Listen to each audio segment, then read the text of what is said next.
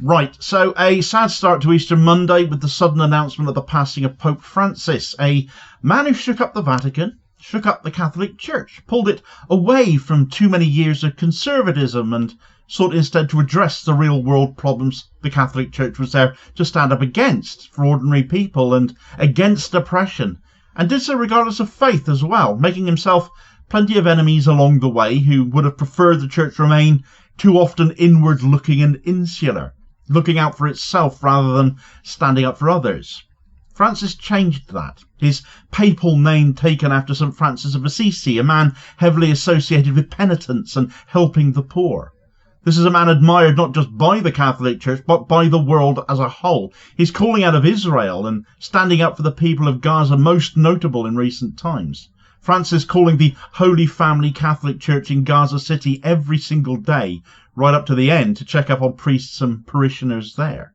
If ever deification was right and just, this is it. I hope the next Pope will continue in Francis's stead and not revert to the easier path of his predecessors. Right, so the passing of Pope Francis this morning at the age of 88 marks a moment of significant transition for the Catholic Church, I would say, and the world as well. A choice to continue in Francis's path of change, not the easiest path. It's made him plenty of enemies along the way, but the easy path is a path of looking inwards and navel gazing, and a return to that will be a tragic backward step for Catholicism.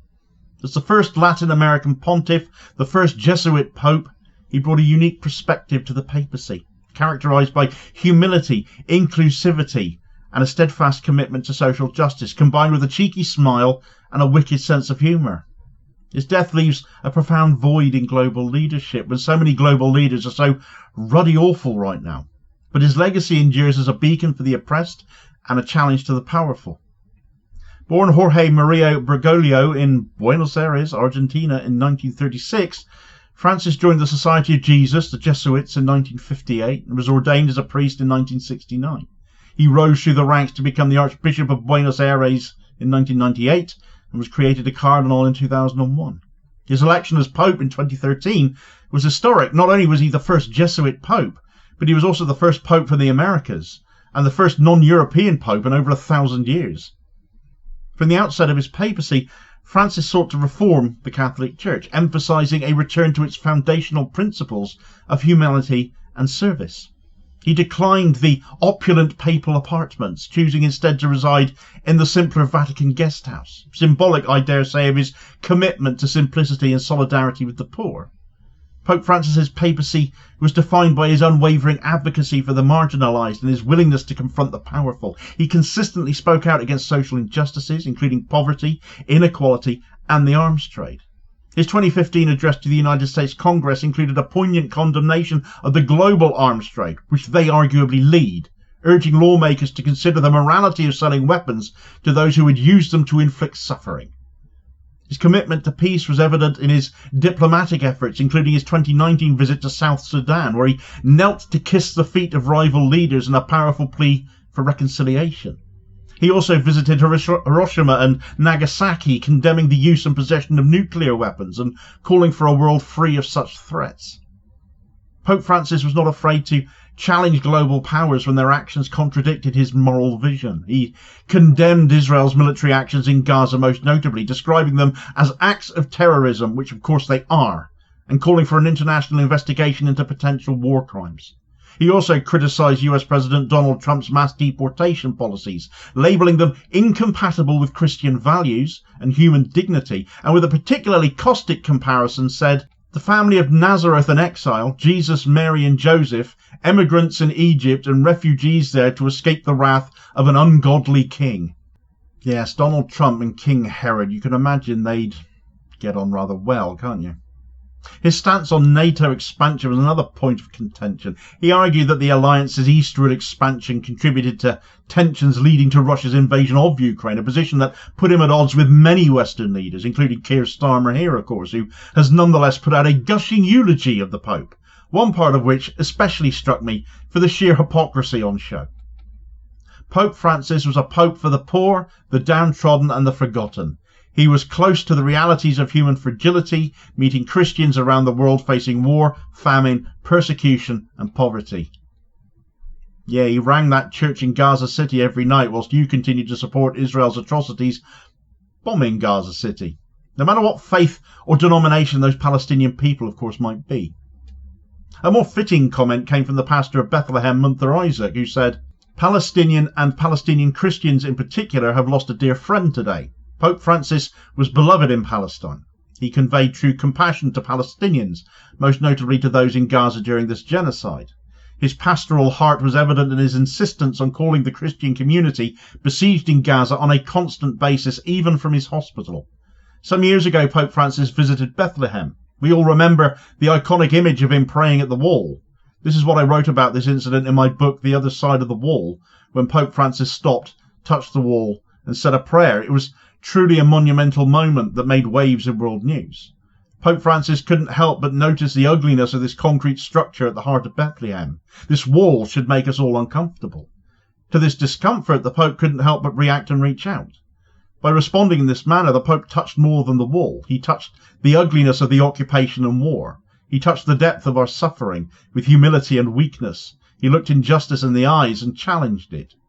What did he say in his prayer? The truth is, I don't want to know. Some words are better left unspoken. The image of him standing next to the wall and praying will forever be engraved in our memories. For me, this image went everywhere on my office wall, Facebook page, desktop wallpaper.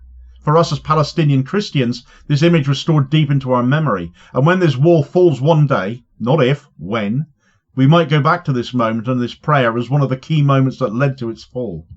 At the end of the day, the Pope left and the occupation and the wall remained, but we were left with a renewed sense of hope, knowing that we are not forgotten.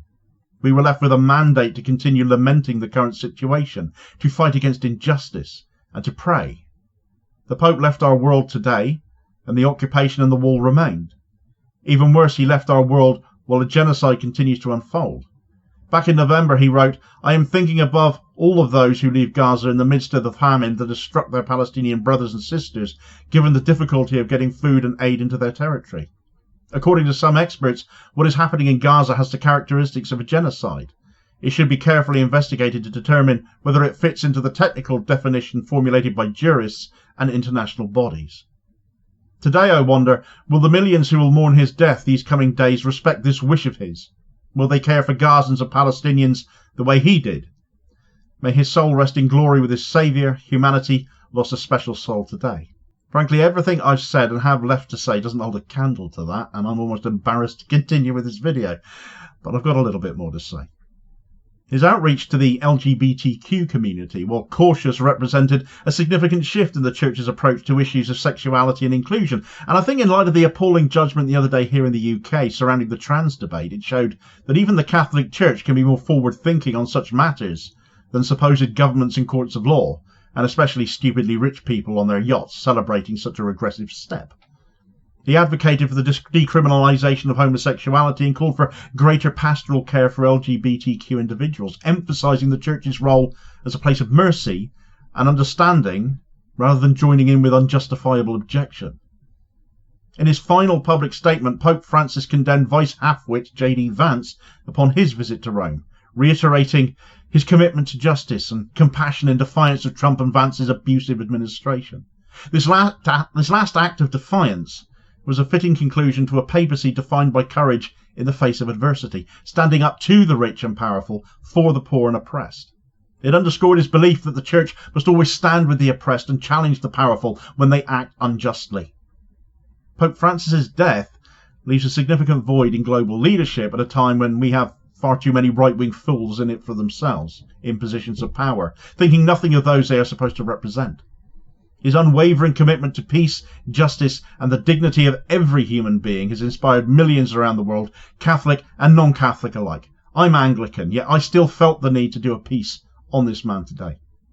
His papacy was not without controversy, and he could have gone further on some issues certainly. But his legacy is one of profound moral clarity and compassion, setting him apart from so many of his predecessors. He will be remembered as a pope who stood up for the poor and the oppressed, who challenged the powerful, and who sought to make the Church a force for good in the world. As the world mourns his passing, it is essential to reflect on the lessons of his life and his work and carry on the fights he championed. Pope Francis's example calls us to prioritise the needs of the marginalised, to speak truth to power, and to work tirelessly for a more just and compassionate world.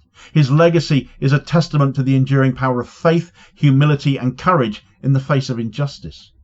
So may we honour his memory by continuing the work he began, striving to build a world where justice, peace and dignity are the birthright of all of us, and never stop calling out animosity, oppression and cruelty, especially at government level, wherever we find it. Certainly his focus on the matter of Israel and Gaza was notable, and so a story of others perhaps taking a leaf out of his book and giving Benjamin Netanyahu an almighty headache is most appropriate for your recommended next watch. So check this story out here if you think so too. Please do also hit like, share and subscribe if you haven't already done so as to ensure you don't miss out on all new daily content, as well as helping to support the channel at the same time, which is very much appreciated, holding power to account for ordinary working class people, following in the lessons of Pope Francis. And I will hopefully catch you on the next video. Cheers folks.